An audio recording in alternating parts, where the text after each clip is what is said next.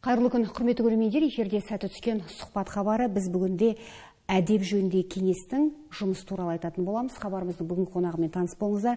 Қазақстан Республикасы мемлекеттік қызмет істері агенттігінің Ақтөбе облысындағы әдеп жөніндегі кеңес мүшесі Марат Қойлыбаев бүгін студиямызда қонақта. Марат аға, алдымен мынадай сұраққа жауап берсеңіз. Біз әрине қазір соңғы уақытта жаңа Қазақстан деп ұрандатуды әдепке айналдырдық. Тіпті жаңа Қазақстан деген сөзді дәл осындай формада ұрандата берсек, оның жалпы мағынасы, статусы да түсіп қалама деп ойлаймын. Кез келген нәрсеге осы сөзді қосамыз. Ал осы сөздің астарында ең негізгі фактор болып әсер ететін бұл өзіміздің мемлекеттік қызметшілеріміздің жұмысы. Біз үнемі сынға аламыз. Не себепті сынға аламыз? Дұрыс, өте бір дұрыс, орынды сұрақ, Бибігүл. Біз шынымен де жаңа кеше ғана 5 маусым референдум өтті. Біз жаңа Қазақстан боламыз. Осы бір жаңа Қазақстанның конституциясында, заңдылығында көптеген өзгерістерді соған барып, осыны қолдаймыз деп барып, жаңа референдум өткіздік. Бірақ енді мынау бір нәрсені қайталап айту бар ғой, бір ұрандату, бұл дұрыс емес негізі. Жалпы дұрыс емес. Біз жаңа Қазақстан боламыз дейміз. Ал біз сол жаңа Қазақстан болу үшін өзіміз дұрысталып жаңарып жатырмыз ба? Өзіміз сол жаңа Қазақстанға болатындай сай болып, жаңа дұрыс дүниеге қарай бет бұрып жатырмыз ба? Осы неге ойланбаймыз? Осы неге қарамаймыз? Ал енді тек тұрып алып, біз жаңа Қазақстан боламыз деп айта береміз. Мен өткенде айтқан болатынмын. Біз 1991 жыл тәуелсіздігімізді алдық. 30 жыл болды не? Былтыр 30 жылдығымызды тойлап өттік. Осы 30 жылдың ішінде біз осы жаңа Қазақстанның, біз жаңадан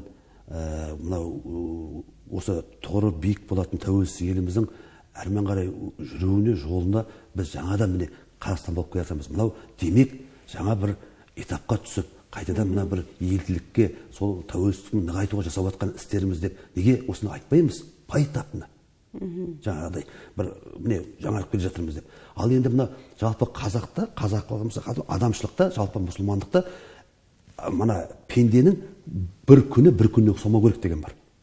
Міне кешегі күнің, бүгінгі күні кешегі күнге ұқсамау керек дейді. Әр күнің демек жаңа күн болу керек. Жаңаша өзің үшін бір жаңарып отыру керек. Жаңарып отыру керек. Мысалы, кеше бір кітап оқып, өзің үшін бір мәлімет алдың ба?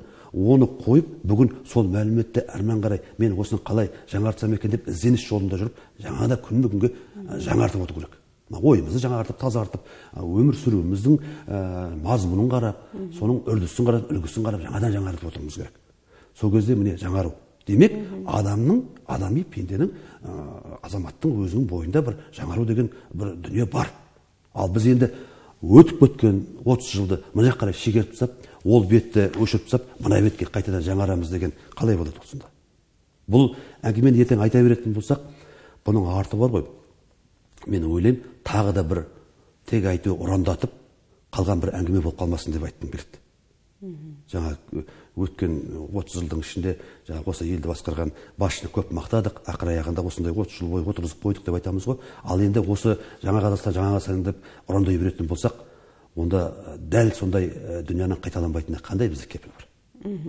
Осыған дұрыс. Әркім жаңа Қазақстанды құруда өзінен бастау керек, е? Әркім жеке тұлға өзінен бастау керек. Енді мынаны айтсаңыз, біз еститін мемлекет деген сөзді айтқанымызға да 2 жылдан астам уақыт өтті.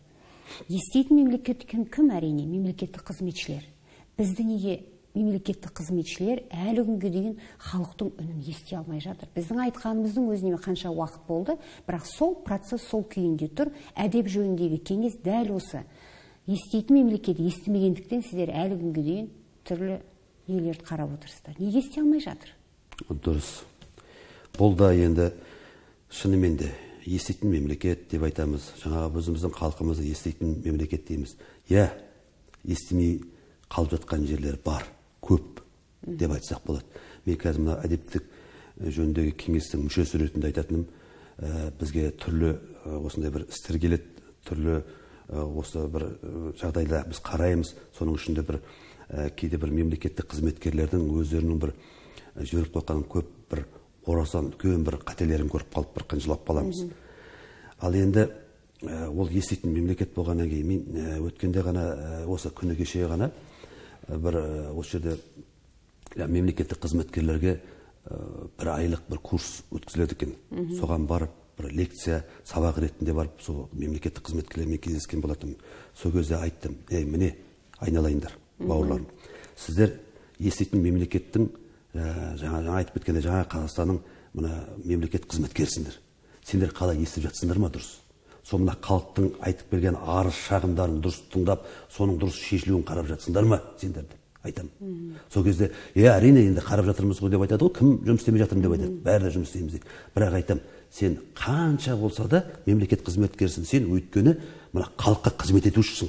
Сен сол үшін халық жаңағыдай өзінің салық төлейді да, сол салықтан бөлінген қаржыны сен айлық қылып алып отырсың қазір.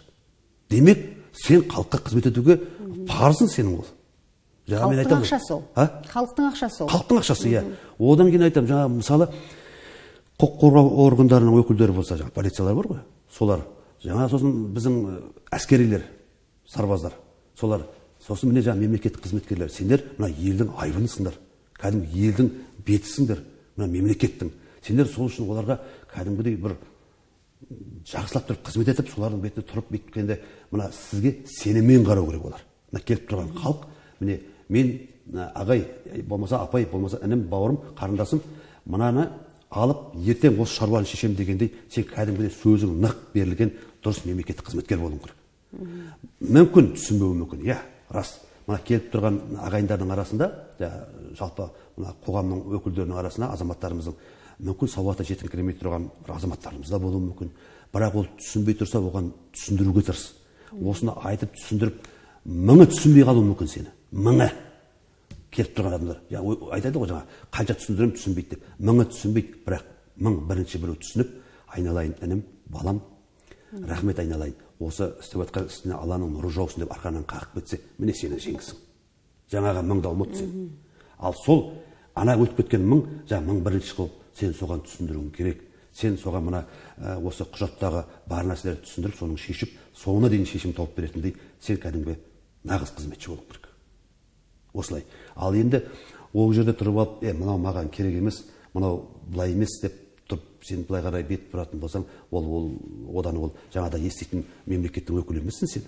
Жаңағыдай мемлекеттік қызметкер емессің сен.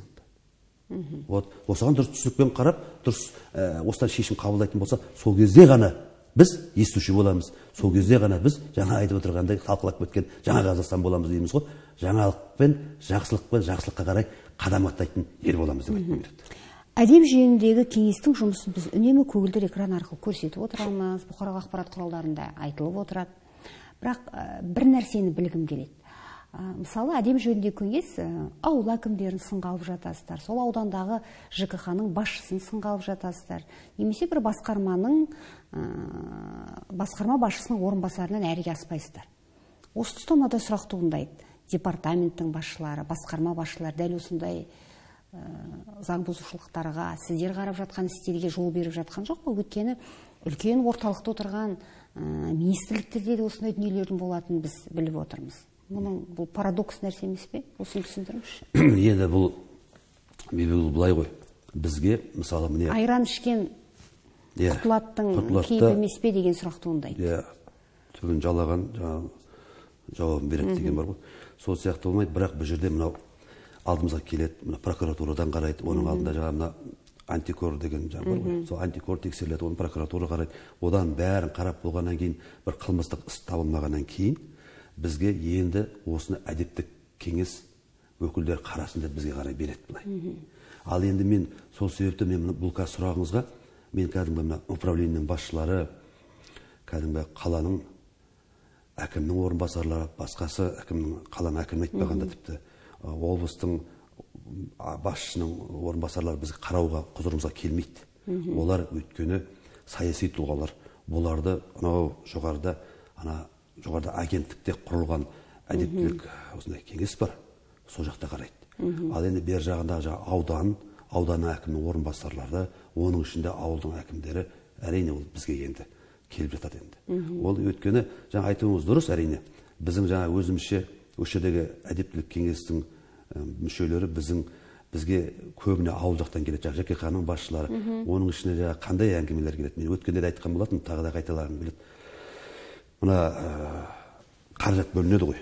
Қаражат бөлінеді, сол қаражатты, жол салуға бөлінген қаражатты жолды бітпей жатып алдын ала қаржыны жаңағы мердігер компанияға беріп қою себебінен келеді. Бұл былай қарап тұрсаңыз, заң бұзушылық. Бұл заң бұзушылық. Бұл былай жасауға болмайды заңдылық бойынша. Ал енді екінші жағы бар ғой, екінші жағы бар, жасау керек. Жасау керек. Ал енді егерде мына жаңағы қаражатты бермеген болса, төлемеген болса, ол жол жасалмаған болса, ертең жылдың аяғында бұл игерілмей қалған қаражат болып, бұған ол тағы да жауап береді. Бұның екеуінің де жазасы бар. Мен соны кейде біз араша түсетін, кейде мен түсінушілікпен, кейде мен байбалам салып айтатыным, айналайындар, ағайындар, әрине бұл үлкен бір мойнына жауапкершілікпен, үлкен бір рискпен барып тұр, бірақ жұмыс бітіп тұр ғой. Мына жол салынды ғой соңына дейін. Бірақ заңдылық жөнінен бұл енді нарушение бар. Заң бұзушылық бар. Бұған солай қарау керек деп. Екінші жаңағы мәселелер тағы да жаңа ауданның, көбіне аудан әкімінің орынбасарлары, сол жердегі жаңа жер бөлімінің басшылары қаралады. Бұл жерде жер телімдерін бөлгенде, мына соның ішінде аудандарда ауыл шаруашылығына бөлінетін жерлер. Бұл жерде таза тұнып тұрған кейде бір сыбайластық бар. Өйткені олай деп айтатын себебім, комиссияның мүшесі болып, сол жердегі бір үлкен ағайын лауазымда отырып, жанында сол жаңағыдай бір жеке шаруашылық құрылған бір ағайыны келіп, әнжеде екеуіне қойып кетеді. Олай болатын болса, жоқ, дұрыс. Мына жер комиссиясының төрағасы болып отырған, болмаса үлкен лауазымда отырған ағайындардың тума-туыстары ауыл шаруашылығымен айналысуға болмайды деген түсінік емес ол. Айналыссын. Ал бірақ мына комиссияның мүшесі болуға болмайды оған. Соған кейде бір жіберіп жатқан қателік тұстары бар. Осы жағынан біз көбіне қараймыз. Осы жағынан көптеген бір заң бұзушылық болып жатады. Ол кезде демек өзінің жазаларын алады. Ауылдық жерде жер мәселесі ағайыншылықпен шешілетіндігін жалпы халық біледі оны. Біледі. Ол бар. Сол осы уақытқа дейін міне әлі күнге дейін тамыры тереңге кетіп қалды. Осы уақытқа дейін әлі күнге дейін айтып келе жатқан мәселемізді осы. Сосын жаңа кешеде кездескенде мына мемлекеттік қызметкерлердің, оның ішінде ауыл әкімнің басшылары, ауылдың әкімдері, аудан әкімнің орынбасарлары отыр. Кейбір тіпті керек десең кеше Шалқар қалалық әкімі де отырды. Соларға айтатыным, осы жағынан қателіктеріңді дұрыстап түзеңдер. Мына жағынан осындай қателік жібермеңдер. Өйткені біздің алдымызға келіп отырғанда сіздер де біздердің ағайындарымызсыңдар, сіздер де біздің бауырларымызсыңдар. Мемлекеттік қызметкерде жүргендер басқа жақтан келген біреулер емес, өзіміздің қаракөз бауырларымыз. Мысалы, үйстіп, қазір біз анағанда қатаң жаза беріп, мынағанда қатаң жаза беріп, ананы жұмыстан алып, мынадан жұмыстан шығара беретін болсақ, ол мемлекеттік қызметте кім жұмыс атқарады сонда? Қайда қазір жақсы болды? Мына мемлекеттік қызметте мен көбіне сұрайтын, мемлекеттік қызметкерлердің айлықтары көтерілді қазір. Көп көтерілді. Тіпті мен өткенде Қобда ауданына барғанымда, сол Қобда ауданының әкімінен сөйлесіп отырып, сол мемлекеттік қызметшілермен кездескенімізде, ауыл әкімдері қаншалады десем 300 мың теңгеге дейін айлық алады дейді. Астарында көліктері бар. Ал 300 мың теңге жаңағыдай айлық алдың ба, астында көлігің бар ма, енді халыққа қызмет етсең. Соған сай қызмет ету керек. Көрерменіміз хабарласып отыр екен, осы сауал тыңдай кетсек. Сәлеметсіз бе, сіз тікелей эфирдесіз. Тыңдап отырмыз, айта беріңіз. Қайырлы күн.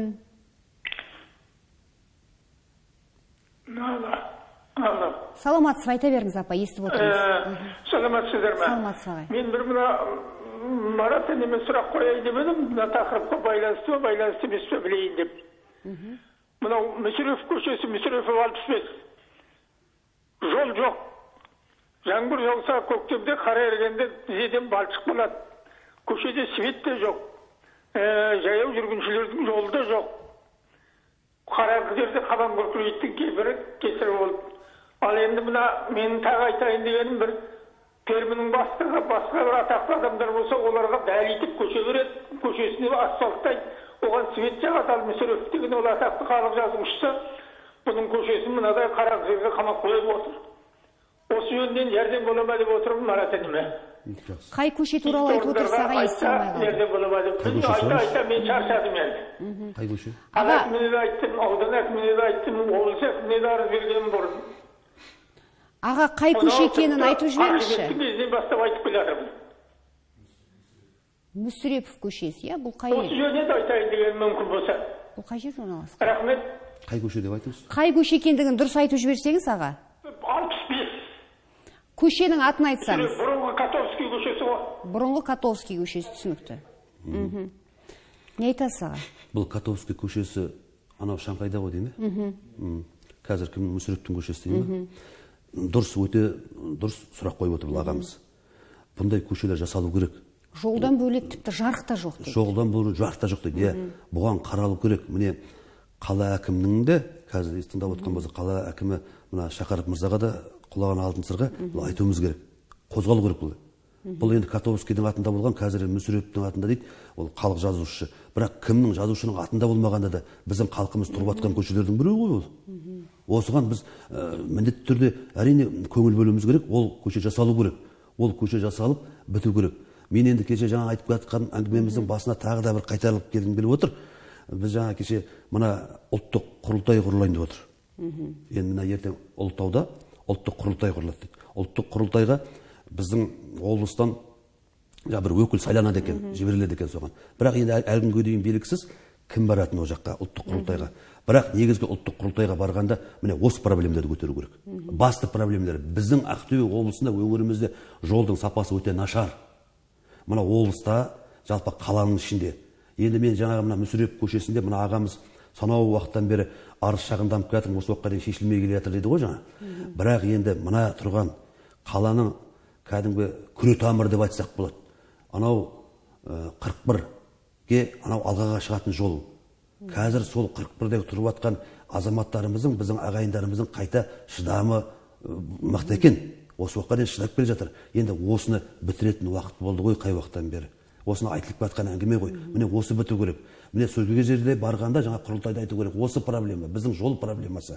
Айтпаса ол жол проблемасы бізге бір жоғарыдан анау Астанадан ұшып келетін, бізге жаңа премьер-министр үшін біреу үшін жылтыратып қоятын жолдарға керек емес бізге. Бізге халық жүретін, халық дұрыстап жүретін жарығы бар дұрыс жолдар керек қаларымызда.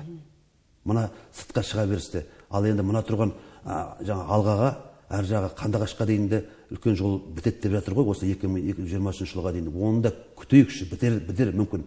Сабырлық етіп жүрміз. Енді сабырдың да түбінің шегі бар енді былай айтқанда. Халықтың да ренішінде орны бар. Осы шешілу керек. Осы құрылтайда ең бірінші көтерілетін басты әңгімелердің бірі осы болу керек. Міне жол мәселесі, жаңа ауыл шаруашылығы мәселесі, тағы да басқа да мәселелер көп бізде көтерілетін. Бастапқы ең маңызды мәселелердің бірі осы деп айтқым келеді. Енді әлеуметтік жайын басқасына мен қазір бұрылмай қояйын. Осы айтып тұрған басты проблемалердің бірі. Ағамыздың айтқан сұрағынан туындап жатқан осы әңгіме. Тағы бір көрерменіміздің сауалы бар. Осы тұста тыңдап отырыңыз, сәлеметсіз бе? Айта беріңіз, сіз тікелей эфирдесіз. Саламатсыз ба? Сәлеметсіз бе? Алло, саламатсыз ба? Айта беріңіз, тыңдап отырмыз. Алло. Тыңдап отырмыз сізді. Айта беріңіз. Естіп отырсыз ба? Естіп отырмыз. Мен Москва көшесі жайында айтайын деп едім ғой. Мына мост салған кезде Москва көшесінің біздің көшенің асфальтын бәрін қырып алып кетті бұдан 2 жыл бұрын. Енді ол асфальтты мостқа алдым ма, сосын жеке үйлерге саттым, мына жердегі үйлерге. Енді оның орны терең шұқыр болып қалды. Оған әркім мусор тастап жатыр. Енді жылда айтамыз, ой, ендігі жыл болады, арғы жыл болады деп сонымен келе жатырмыз. Соны айтып жіберейін деп едім ғой. Москва көшесі ме? Мәскеу ауданында орналасқан көпір, өзіңіз білесіз, осыдан 1-2 жыл бұрын салған көпір, соның астындағы асфальтты қырып өткен, бірақ сол жабылмай күйінде, сол күйінде қалды дейді. Кім жауап береді? Дәл осындай мәселе бізде өте көп қалада. Көп. Бұл мәселе көп. Жаңа ғана ағамыздың қойған сұрағы ғой, дәл соған ұқсас осы сұрақ қой. Міне, ол жер білеміз, Мәскеу біздің жүріп жүрген көшелеріміздің біреуі сол. Мына көпірді салынған, әр жағында көше, мына оңға қарай бұрылып кетсеңіз, мына жағында көшелердің тіпті жүруі мүмкін емес. Рас, жаңа айтып тұрған проблемалардың біреуі, бұл қайталай беретін ештеңесі жоқ. Шынымен жасалу керек, қаралу керек, біту керек, істеліну керек. Ал сол үшін жаңа айтып тұрған әңгімемде сол емес пе? Мына заңдылықта қалай? Мемлекеттік қызметкерлер заңдылығында кеше әдептілік жөнінде кеңесте қарайтынымыз. Оған жаңағыда берілетін қаражат ол игерілмей қалды деп артқа қарай кейін қарай қайтарылады, соған жаңағыдай бір жаза қолданады ол жаңағы мемлекеттік қызметкерге. Ал енді жаңа алдын ала қаражатын беріп қойса, соны төсеп тастаса, оған тағы да қорылады дейді. Ал сол себепті мынаған берсін осыған қаражат. Осыған берілетін болса, жаңағыдай ЖКХ-ның басшылары бар ғой, олар да естіген болса, мен әңгімемді еститін болса, олар да осымен жедел түрде айналысу керек. Осы жұмыстарды бітіру керек. Тағы бір түсінбестік сұрақ. Міне, Мәскеу ауданында үлкен көпір жасалды, бірақ көпірдің жұмысы соңына дейін жасалу қажет қой. Сіз жаңағы біздің көрерменім айтып отырғанымыздай, асфальты қырып өтті, бірақ ол сол күйінде қалды, әлі сол жерге ескі-құсқы дүниелерді тастап жатыр, жабу үшін. Немесе 41-ші ауданда жасалып жатқан қаншама бала күн сайын қатынайды. Адамдар жұмысқа келеді сол ауданда тұратын қаланың орталығына. Сол жолды жасап жатқан тұста қасында қосымша екінші жол болу тиісті емес пе заң бойынша? Біз неге 41-ші разъездің жеке секторды аралап өтуіміз керек? Ертең бір бақытсыз жағдай болса, кім жауап береді деген сұрақ туындайды. Дұрыс айтасыз. Міне қазір 41-дің жолы бітпей жатыр ғой. Қазір мына жеке біз ауылды аралап жүреміз, алға барғанша. Алға өту үшін үй аралап, үйлердің арасынан үлкен ауыр жүкті көліктер сол үйлердің арасынан өтеді. Соның арасынан өтіп бара жатқанда алайын жазатайын балдар ойнап жүреді. Біреу шығып кетіп көліктің астында қалса не болады? Бізде бар ғой, проблема қазір былай болып тұр. Міне жаңарамызда айтып отырмыз ғой, тағы да соған қосарым бар. Егер де жаңаратын болсақ, біз осы проблеманы алдын ала неге қарамаймыз, неге осыны шаруаны шешпейміз? Қазір мына өтіп бара жатқан ауыр көлік жүгі, соның астында бір бала жазатайын, Алла сақтасын, енді ондай бетәрі болсын, бірақ мерт болатын болса, сол кезде бізде дабыл қағу сол кезде басталады. Оны ана жерде кінәліні іздеу. Кінәлілерді іздеп, біреуін тауып алып, ең соңынан мына қаланың мына жағынан ең болмаса бір временный уақытша асфальт салып қояды. Оған дейін жеткізбей біз неге жасамаймыз? Бірақ негізі талап бойынша ол уақытша жол салыну керек, жол басталмай тұр. Талап бойынша негізі. Осы мен былай айтамын, жалпы негізі былай. Мына осындай медігерлік компания келіп түсе ме осы жолға? Сол медігерлік компаниямен сол жерде жергілікті тұрғындармен кездестіру керек. Сол кезде анау медігерлік компания, мына жерде жаңа мемлекеттік қызметкерлер бар, жаңа әкімшіліктің ЖКХ-сы бар, қаланың әкімінің орынбасары бар, соған жауап беретін басқасы бар, қала әкімі бар. Бәрі тұрып, сол жерде тұрып, бүйтіп отыру керек. Міне медігер компания, құрметті ағайындар, осының мына алып отқан міндеті алдында мынау, жасайын деп бітірем деп отқан уақыты мынау. Енді осыған қалай қарайсыңдар деп. Сол кезде мына халықта жиналып отырып айтуға болады ғой. Дұрыс. Қазір мына жолды былай қасыптайды екенсің. Мына үйлердің арасынан сонда мына көліктер өту керек па? Олай болатын болса, ол дұрыс емес. Ана ауылдың әр жағынан айналып өтетін бір ең болмаса уақытша жол салып беріңдер деп сол кезде талап еткен болар еді. Неге солай жасалмайды? Осыны қарауымыз керек. Жаңа айтып отырған ағайындардың сұрақтары дұрыс. Москва көпірі бітті ме? Біткенде жаңа медігерлік компания қайда қазір? Сол неге бітіріп кетпеді соңына дейін? Соңына дейін аяқталу қажет. Соңына дейін аяқтау керек. Бізде бірақ оны қабылдап алады өкінішке. Қашанда айтатыным, негізгі бастаған жұмысты соңына дейін бітіру керек. Жалпы өзіміздің тәрбиемізде, жалпы өзіміздің үрдімізде, үлгімізде, тәртібімізде болу керек сол дүние. Жоқ болып тұр. Тағы бір көрерменіміздің сауалы бар, осы тұста Саламатсыз ба? Айта беріңіз, тікелей эфирдесіз. Тікелей эфирдесіз, айта беріңіз, сізді тыңдап отырмыз. Алло. Да, тыңдап отырмыз, айта беріңіз. Алло, саламатсыз ба? Саламатсыз ба? Мен деген Заречныйдан звондап тұрмын. Былтыр деген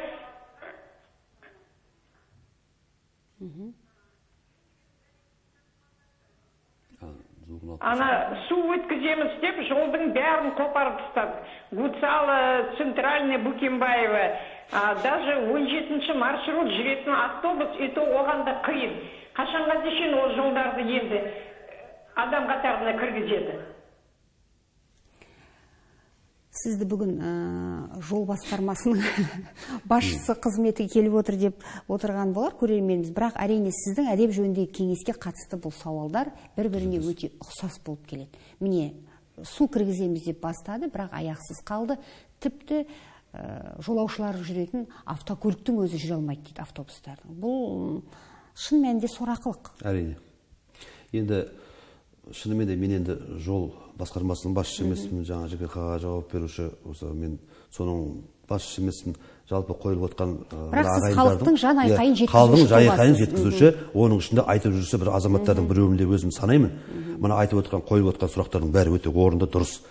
Мен енді жаңа айтылған сұрақтар бойынша, жалпы көшелері жөніндегі осы қойылған сұрақтар бойынша, егерде сәт түсетін болса, маған қала әкімі Асқат Шақаров мырзамен кездесуге тырысып, осы әңгімелер жетуге мен тырысамын. Өйткені бұл біздің ортақ проблемамыз. Бұл жолдың проблемасы, негізгі ортақ проблемасы. Оны былай қарай ысырып қойып, мен тек қана әдептілік жөнінде кеңестің мүшесімін, мен жолға қатынасым жоқ деп, мен немқұрайлы қарауыма болмайды болған. Өйткені осы проблемаларды біз көтермей жүрмейміз. Өйткені жаңа мына әдептілік жөнінде кеңестің мүшесі ретінде біздің алдымызға келіп отырған жаңа мемлекеттік қызметкерлердің арасына келіп отырған оларға да жанашырлық танытамыз біз.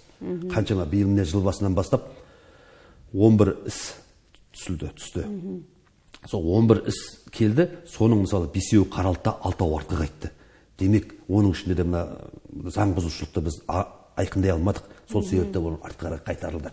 Ал енді осында бұған бұл жағына да мемлекеттік қызметкерлерге де жанымыз ашиды. Өйткені өзіміздің бауырларымыз болған. Мына жағында тұрған жалпы халық, бұқара халық тұр кәдімгідей. Еліміздің халқымыз, мына азаматтарымыз тұр, қала тұрғындары тұр. Олардың жан айқайынан біз немқұрайлы қарауымызға болмайды. Соның ішінде осы жаңа телеарнаға келіп отырмын ба, әдептілік жөнінде кеңестің мүшесі ретінде. Мен де соны нағыз соған жанашырлық танытып, жететін жеткізер жеріне жеткізуім керек. Енді әдеп жөніндегі кеңес 11 істі қарадық деп айтып отырсыз, иә?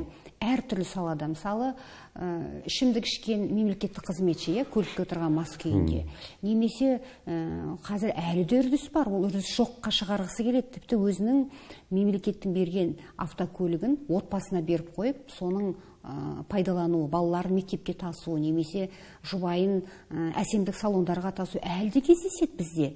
Біз тек көздік жұмып қазақылыққа салынып қарайтын тұстарымыз әлі де бар. Мемлекеттік қызметшілер шын мәнінде естейтін, халықтың үнін естіп отырған жоқ, оны да көріп отырмыз. Дегенмен, әдептік жөніндегі кеңес шын мәнінде жаза қолдана аласыздар ма? Өйткені жаңа ата заңда біз бұрынғы конституциялық кеңесті алып тастап, орнына конституциялық сот құрамыз деп жатырмыз. Яғни, өйткені ол кеңестің ешқандай пәрмені болмады. Ал мүмкін шын мәнінде кеңестің де пәрмені аздау болар. Солқылдақ тұстары бар болар. Бар ғой әрине. Біздің енді қазір мына құқық қорғау органдары сияқты, прокуратура сияқты, болмаса антикор сияқты біздің ондай салмағымыз жоқ әрине. Мен айта алмаймын. Бүгін міне көлікті жаңа өзінің отбасын тасуға мінгізіп қойған екен, ертең сол жаңа мемлекеттік қызметкерді алып келсе, мен тек сразу сол жерде шешім қабылдап жұмыстарын шығарып жіберемін деп мен айта алмаймын өйтіп. Өйткені мен көп нәрсені өзімізге алмай ақ қояйық, әдептілік кеңестің мүшесі ретінде. Ал бірақ осы туралы істер келіп қаралғанда біз оны тиянақты қараймыз. Мысалы, өткенде Байғанин ауданынан келген болатын осындай бір іс. Байғанин ауданының әкімнің орынбасарының үстінен.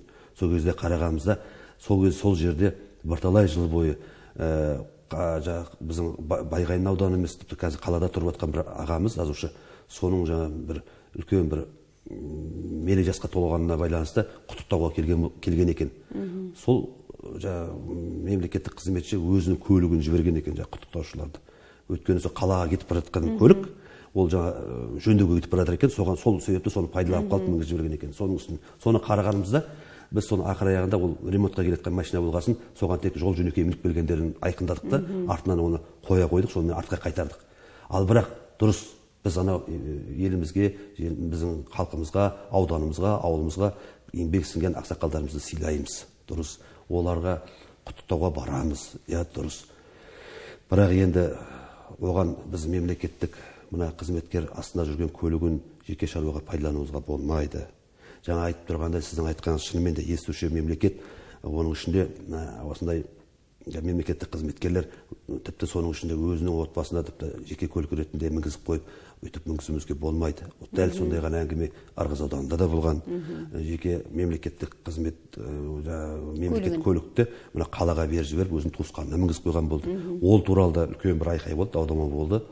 Сол себепті бұған жауап береді қашанда. Жауап береді, бірақ енді мен айтып тұрғанда біз өзіміздің құзырымызда қандай рөл дегенде, енді әбден біз кесіп тастайтындай, шауып тастайтындай ешқандай үлкен бір ондай салмағымыз жоқ. Мүмкін пәрменді күшейту қажет шығармыз? Күшейту керек, ол үшін керек пәрменді. Өткенде талай ұсыныстар берген болатын. Өткенде мына осы әдептік кеңестің төрағасы, енді осы жердегі анау мемлекеттік қызметкер департамент агенттігі бар ғой, жергілікті, соның басшысы ғой, енді төраға болатын. Соғанда айтқам, көптеген заңдылықтар бар, біз түсінкіремейтін көбіне.